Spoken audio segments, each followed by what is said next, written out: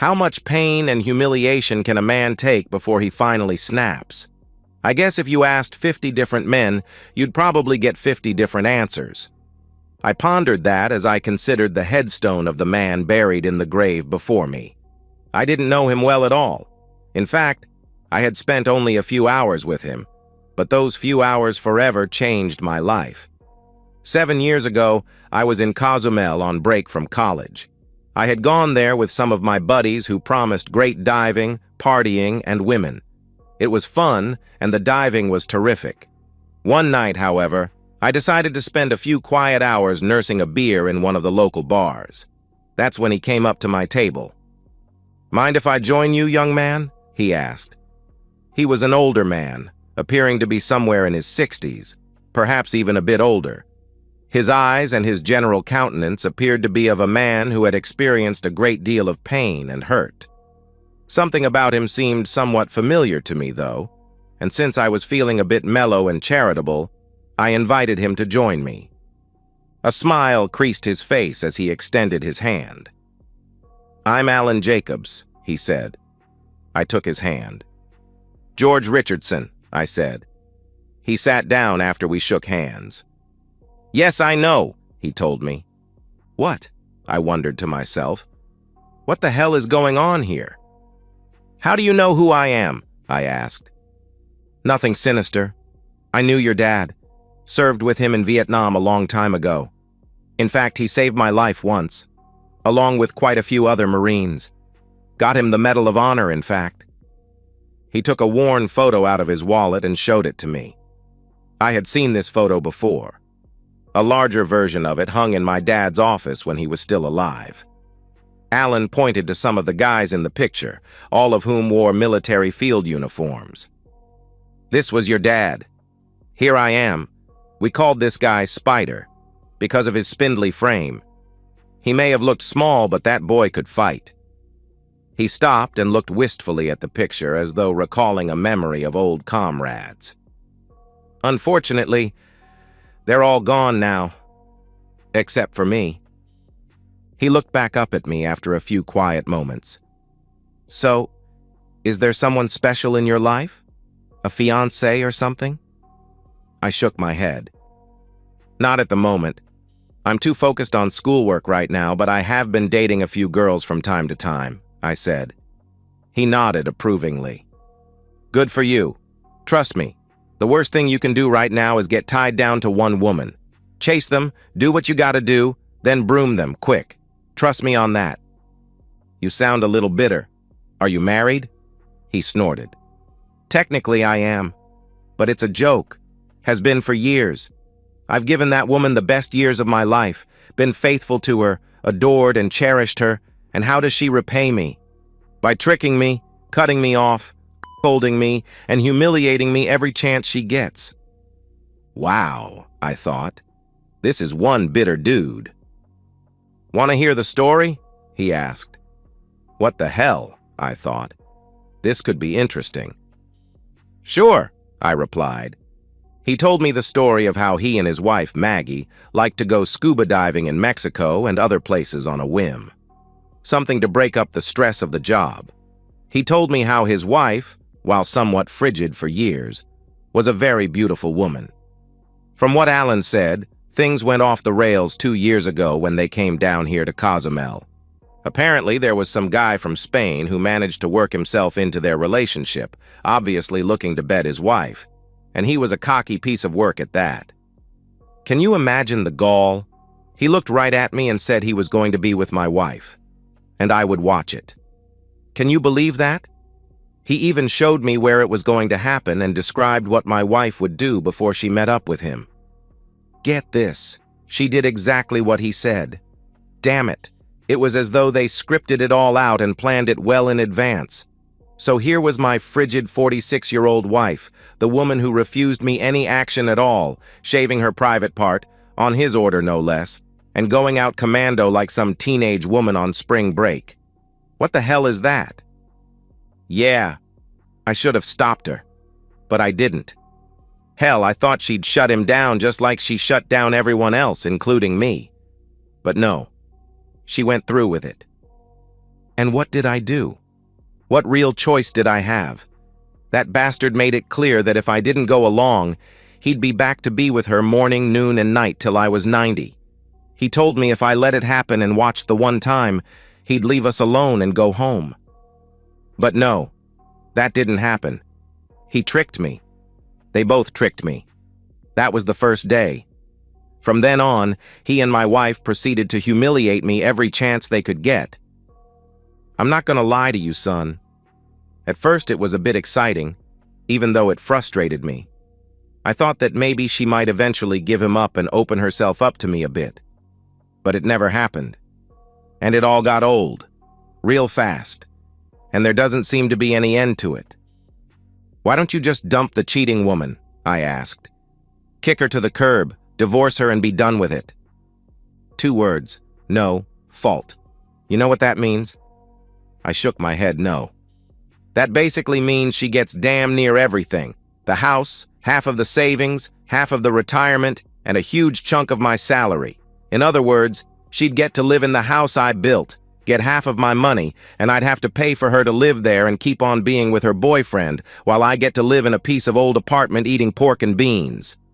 Oh yeah, I've talked to a bunch of attorneys, and that's the way it is. At my age and in my condition, I'd never survive. What do you mean? I asked. A few months after all this started, I had a heart attack. It happened during one of their moments that she insisted I watch. You know they wouldn't even stop long enough to call the ambulance? You know what she said? If he dies, he dies. We'll just take his insurance money and travel the world. Then they laughed. What kind of sick, cheating woman does that? I finally crawled to the phone and managed to call 911. They didn't even stop when the paramedics came to get me. And you know what else she did? She and that guy took off the whole time I was in the hospital. I have no idea where they went. Not once did she even visit me in the hospital or check to see if I was okay. I went out on a limb. Why not get revenge? Burn the cheating woman. Find someone to be intimate with and make her watch. He shook his head. No, son, that wouldn't be right. I took a vow before God and everyone to remain faithful to her till death do us part. Those vows mean something to me even if they don't mean anything to her. But that was a big wake-up call for me. I decided there was no way that cheating woman would get anything from me. I changed my will and took her out of it and changed my insurance and the beneficiary on my retirement so she wouldn't get a penny. Then about 4 months ago, I was diagnosed with an inoperable brain tumor. Doc said I had maybe 6 months to a year to live. That's when I decided to put this to an end, no matter the consequences. And tonight's the night I take back my dignity. I was finding all this a bit hard to believe. I think he sensed that and pulled out his phone. I suspect you're thinking this can't be true. No one with a conscience would act like this, right? Maybe in the movies or on one of those erotic fiction sites. But not in real life, he said. I had to agree. He punched a few things on his phone, took out a pair of earbuds, plugged them in, and handed me his phone. Watch this video, then tell me what you think. I put the earbuds on and hit play on his video app. I saw an attractive older woman riding a man whose face was hidden by her body. She appeared to be looking directly into the camera, but I realized she was looking at the face of the man holding the camera. She smiled, but her smile held no warmth. "Like what you see?" she asked as she went up and down on the man. "Your face says no, but I know you do. You're shaking your head no, but I know better. Don't worry, you're never touching me again. Ever." "Oh God, that felt so good," she said as she got up. "What's the matter? You're not looking too good. Are you going to have another heart attack on us?" "Good. Maybe it'll be the big one this time. That's okay. I'll play the part of the grieving widow to the hilt. Hell, I've been playing the part of the loving spouse all these years, so I'm pretty good at fooling people. Then we'll take your insurance money and go to all the places you and I wanted to visit and be with each other senseless. On your dime," she added, laughing. This time, the man under her sat up and laughed with her, wrapping his arm around her. She turned to face her lover. "Come on, big guy, let's do it again. Maybe we can get him to have a stroke this time," she said. The video ended with the two lovers laughing hysterically. I was in shock, looking at the blank screen before me. "I have lots of other videos just like this," Alan told me. "Why is she doing this? Did you cheat on her or beat her or something?" He shook his head. "No, I never once cheated on her, and I've always treated her like a queen. I did ask her once, though. Check this out," he added, taking the phone and pulling up another video. The second video showed his wife's back as he addressed her. "Why are you doing this to us? To me?" I heard him ask in the video. "I've never cheated on you, and you have to admit I treat you very well. I just want to know why you're tearing my heart out like this. I don't understand." She sighed and turned around to face him, obviously put out by his questioning. "Look, you just don't do it for me, okay? I know you've never cheated on me, and yes, you treat me very well.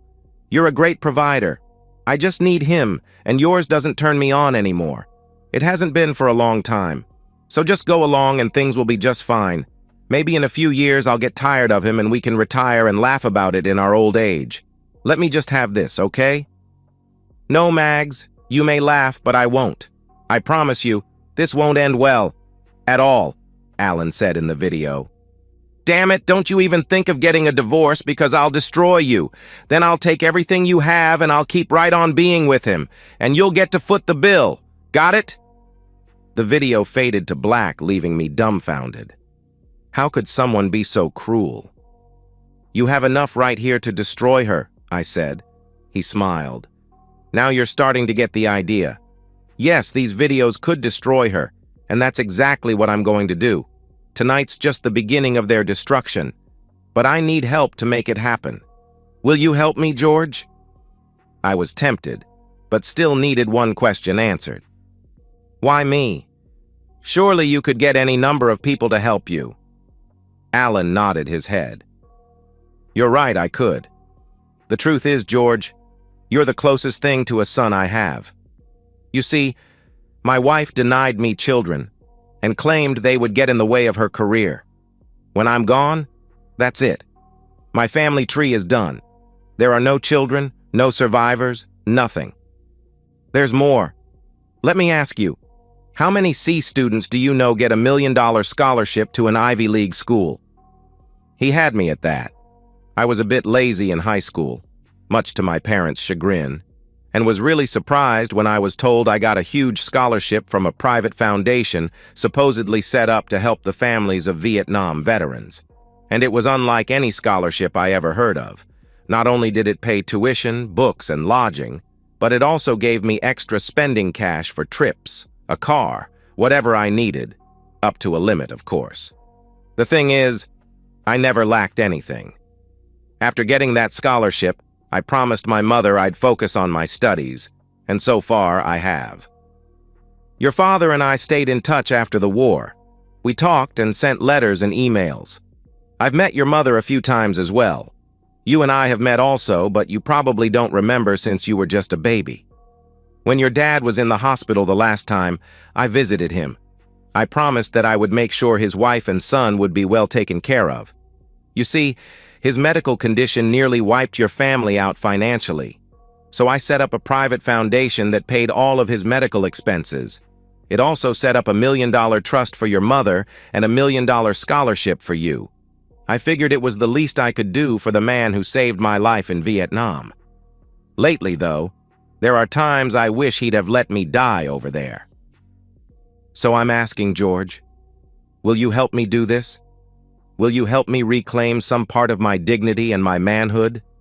Tonight is the last you or anyone will ever see of me, so think of it as the last wish of a dying man. And I want my life, such as it is, to count for something. I thought hard about what he just said. Is there some other way? I asked. You can take this to an attorney, sue her for mental cruelty, go after her job. Something. Alan shook his head. No, George, it's too late. I'm a dead man walking. In a month or so, I'll probably be in a hospital bed for the last time. And there's no way in hell I'm dying like that, a shriveled-up old man. And there's no way I'm putting myself in a situation where she'll have any say over my final affairs. Are you sure your plan will work? I asked. He smiled. Oh, yes. You see, I have the element of surprise. They're expecting a beaten-down, dejected old man. They'll have no idea the storm that's about to hit them, he said. You're not going to kill her, are you? I asked. No, I want her to live a long time, and I want her to remember this night for the rest of her miserable life, and I want her to face the shame of what she did to me, to us. Believe me, she's going to have a lot of explaining to do to a lot of people. What exactly would I have to do? I asked.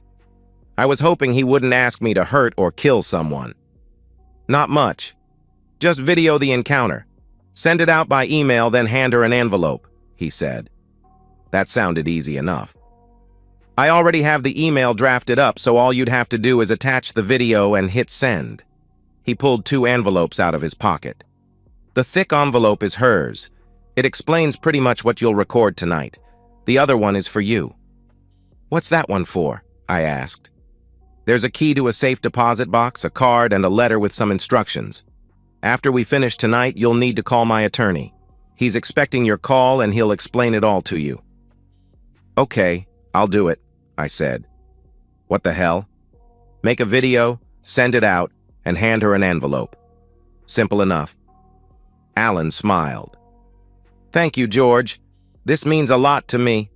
Call it my last great act of defiance. We finished our beer while watching part of a soccer game on the big screen television. Alan looked at his watch. It's time we head out. You ready? He asked. I indicated that I was, and we left the bar.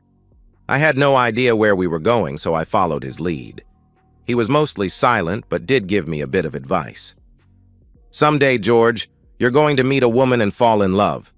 I know I told you earlier to do your thing quick and broom them fast, but the fact is you will fall in love.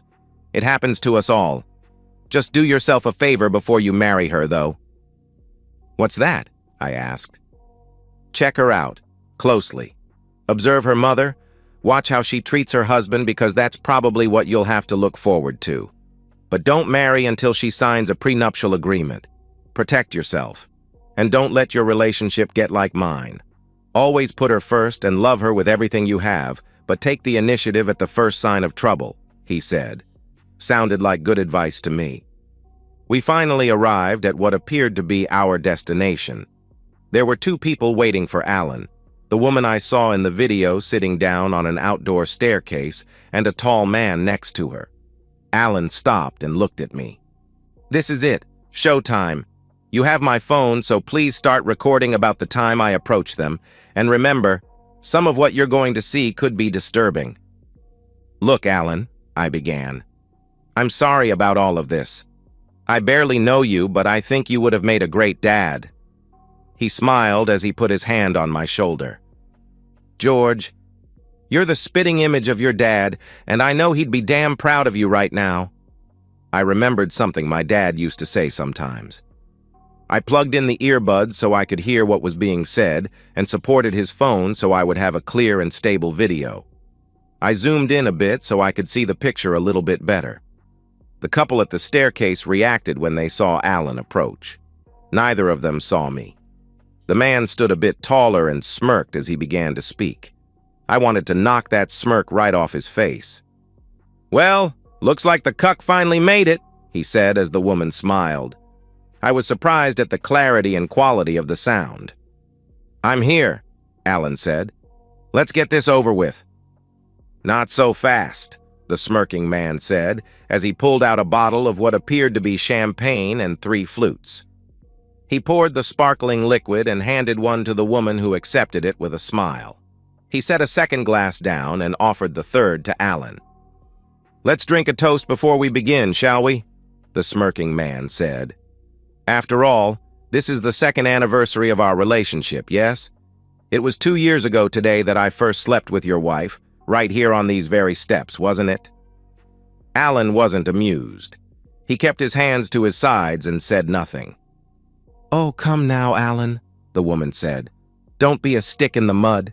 This is a special day for us all, isn't it? Don't you want to celebrate with us? Maybe have a little reenactment? I'm wearing the same dress I wore that first night. Don't you like it? We'll enjoy a little toast, then you can watch him with me just like we did that first night. I'm so excited just thinking about it. Then afterward, you can just sit and watch us all night long. It'll be so much fun." Alan reached behind his back and pulled a gun he had hidden in his belt. He took a solid shooting stance, holding the pistol with both hands the way my dad had taught me so many years ago. The smirk left the other man's face as he realized the pistol was aimed at his head. "Well, it looks like your man has finally grown a set of balls," he said. "What are you going to do? Are you going to shoot me?" He laughed and the woman joined him. "This ends now," Alan said with conviction. "And yes, I'm going to blow your brains out." "Well then, I guess I had better prepare to meet my maker," the man said sarcastically, his arms wide. "Shut up and don't move," Alan said, cocking the pistol. The man's face changed as he realized Alan was serious. The woman's tone also changed. "Alan, please don't do anything stupid," she said. "Look, you don't have to watch us, okay? Just go away and we'll celebrate without you. It won't be as much fun, though, without you here for us to humiliate." "Shut up, cheating woman. I'll deal with you next." Her eyes widened in shock. Alan had never spoken to her like this before. "Alan, look, we don't have to resort to violence. This isn't necessary. You're not going to shoot me or anyone else, and you know it. Please, put the gun down, and let's discuss this like mature adults," the smirking man said, now clearly nervous. "Oh, so it's please now, is it? You see, that's the problem with guys like you. You think you can just waltz into someone's home, steal the wife, strip the man of his dignity, and then expect the injured party to discuss it calmly. The problem with people like you is that you mistake patience for weakness. You get cocky and overconfident. Well, guess what? Tonight you're going to pay the piper.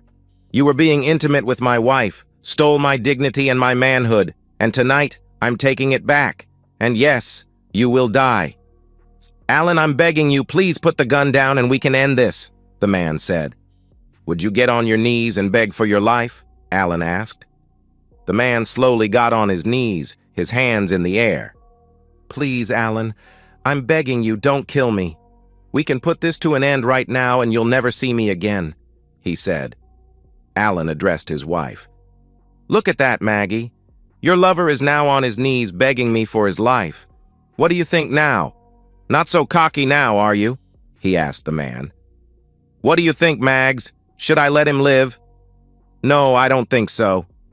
"Goodbye," Alan said as he pulled the trigger. The man's eyes grew wide at Alan's last statement, but he had no time to respond as the .45 caliber hollow point bullet struck him directly in the forehead and exited out the back, taking about half of the man's brains and cranium. He fell backward, a pool of blood soaking the ground. Maggie screamed and covered her ears. Alan shifted and pointed the gun at her. "Shut up," he yelled. "Just shut up." Maggie stopped screaming, but her makeup began running as tears poured out of her eyes. "You murdered him," she yelled. "Yes, I did. But you and your lover murdered me 2 years ago, and you've been driving a stake through my heart every day since then. So I guess that makes it even. Now it's your turn to feel pain." "Please, Alan, don't kill me," she sobbed. "I'm sorry I hurt you like that. Really, I am." "No, Mags, you're not sorry. Not at all. And don't worry, I'm not going to kill you," Alan said, a twisted smile forming on his face. "Not that I haven't thought about it. Oh yeah, I actually considered killing you 100 times, and I could have done it too. But I figured that would be too good for you. Now, I want you to live to be 100, and I want every day to be a reminder of what you did. That's right. You are directly responsible for the deaths of 2 men, one being your lover, and the other being the man who loved you exclusively for 17 years. And by the way, Mags, I'm dying. 4 months ago, I was diagnosed with an inoperable brain tumor and given 6 months to a year to live. But I decided to take charge of my own fate. And before you celebrate my death, I want you to know that I changed my will and all my retirement accounts after my heart attack. You're getting nothing. Zero, zilch, nada. After I'm done here, there'll be a nice young man giving you something that explains it all." "Can't we talk this out?" she asked. No, Mags. I tried talking to you for the last 2 years. You made it clear how you felt about me. Now you're going to pay the price. Hell, you probably didn't even notice that I haven't worn my wedding ring for the last few months, have you? Yeah, I know you spent $2,000 on that ring. I got $20 for it at a pawn shop. Maybe if you're quick, you can get it out of hock before they sell it. You did what? She asked. That was a special ring I had made just for you. Yeah, about that. You didn't seem to give a blip about it the last 10 years, did you? You sure as hell didn't care the last 2 years. In fact, I don't even remember you once telling me that you love me in the last few years. In fact, you made it clear I just didn't do it for you anymore. I could have accepted a divorce, but no, you had to hurt and humiliate me every chance you got. Please, Alan, let's get some help, maybe some counseling. Don't do this, she begged. Now you care? Now that I'm really dying? No, Mags, it's too late. I warned you this wouldn't end well, but you wouldn't listen. Oh, and by the way, you might want to prepare yourself to get a ton of calls after I'm done. You see, this is all being recorded and will be sent by email to everyone you know. Your friends, family, everyone you work with, even a bunch of media contacts. No, please, let's start over, please. I've learned my lesson, she cried. Too little, too late, Mags. Goodbye. With that, Alan put the gun in his mouth and pulled the trigger. The top of his head flew off, spraying blood and gray matter everywhere. Maggie screamed hysterically. No! Please, Alan, no! Don't die, please! Come back to me, Alan, please, please, please! I'm sorry, Alan, really I am! Alan, please! I didn't mean it, I really do love you! I stopped the video, saved it, then pulled up the email draft, attached it, and hit send. I waited until I saw the notification that the email had been sent and turned the phone off. I walked to the hysterical woman who looked up at me. I pulled out the envelope marked Mags and handed it to her. Who are you? She asked through her sobs. From what Alan says, I'm the closest thing to a son he ever had. Too bad. I think he would have made a great dad. Good luck, I said. I heard the sound of sirens and left as quickly as I could. I may have seemed calm outside, but was shaking for quite some time. I had, after all, just witnessed one man's murder and another man commit suicide in the most violent way imaginable. It took me some time before I could keep it together long enough to place a couple of calls. The first call was to my buddies, telling them I had to leave early in the morning. They took it well, but asked if I was all right. I promised to tell them about it sometime. The next call was to the attorney whose number was on the card in the envelope Alan gave me. I identified myself and we spoke for a few minutes. He told me to come see him at his D.C. office in the next day or two, then gave me the directions to the bank that held the safe deposit box where I was to store Alan's phone. He then told me to turn on the news. I did and saw a shortened, edited version of the video I sent out. Apparently, the suicide of a prominent member of the Washington political class was considered newsworthy. Attempts to reach the widow of Alan Jacobs have so far been unsuccessful, the announcer said. According to videos sent to a number of media outlets, tonight's incident is the result of what appears to be an ongoing love affair she allegedly had with a foreign diplomat. It's not known exactly how Jacobs sent the video of his own suicide, but it's generally believed he had help doing so. The State Department has not released a statement on the murder of the foreign diplomat. Stay tuned for updates. I flipped through the news channels to see my video everywhere. I fired up my laptop and found that reports on Alan's suicide had gone viral. Reports said there were 3 videos, but parts of only one were considered safe for network use. At least one of the other 2 videos, the articles said, were pornographic in nature and showed Mrs. Jacobs engaging in sexual activity with the foreign diplomat. The next day, I returned to the States and made my way to the attorney I had spoken to earlier. He informed me that Alan had changed his will some time ago, making me the sole beneficiary of his entire estate, except for his house, which he had given to a non-profit group so it could be turned into a shelter for homeless veterans. After taxes and fees, he said, I would receive about $10 million. A few days later, I was at Arlington National Cemetery, attending Alan's funeral. Mrs. Jacobs was there as well, playing the role of the grieving widow, but no one paid her any attention. She sobbed as a Marine in dress blues handed her the flag that was draped over his coffin. The reading of Alan's will went about the same. She tried contesting the will, but withdrew her objection after Alan's attorney suggested some of the more salacious videos of her with her lover would be used against her and thus become public record. After the meeting, she came over to me. "I hope you're happy. I lost everything." I couldn't believe my ears. "You didn't lose anything. You threw it away. To be precise, you deliberately threw it away. Now you're getting what you deserve." I left her standing there and went back to school, where I became more determined than ever to do my best. I wanted to be the kind of man that would make both Alan and my dad proud. At the same time, I kept a loose tab on Maggie Jacobs and caught an interview with her on one of those daytime talk shows for women. She tried to play the victim, claiming abuse and infidelity, and 3 of the co-hosts went along. But one of the hosts had apparently seen all 3 videos and began to politely confront her with her own words. Maggie denied ever saying what the host recalled, so she played the video where she admitted that Alan had never abused her or cheated on her. "And isn't it true that you refused to call 911 when your husband was having a heart attack? From what I understand, you and your lover kept right on having intimacy even as your husband was dying. How do you respond to that?" Naturally, that pretty much ended the interview, and Maggie left the set in tears, having been confronted by her own words and actions. To my knowledge, she never appeared on any other program. Then an article appeared a few months later that said she was found dead in her apartment, the apparent victim of suicide. According to the report, she had been placed on paid administrative leave following Alan's suicide. The man she was screwing turned out to be more than just a foreign diplomat. Several intelligence operatives had apparently connected him to ISIS, and there were those who believed Maggie had passed on sensitive information.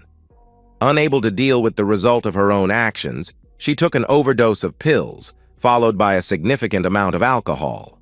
Officers who discovered her body said she was wearing her wedding dress and was holding her wedding photo to her breast. A note on her nightstand simply read, "Please forgive me." I followed Alan's advice where women were concerned. I dated quite a few, did what I set out to do, and moved on. I fell in love a time or two, but changed my mind after I met their parents. Then I met Karen. We dated for a long time, and I found myself falling in love with her.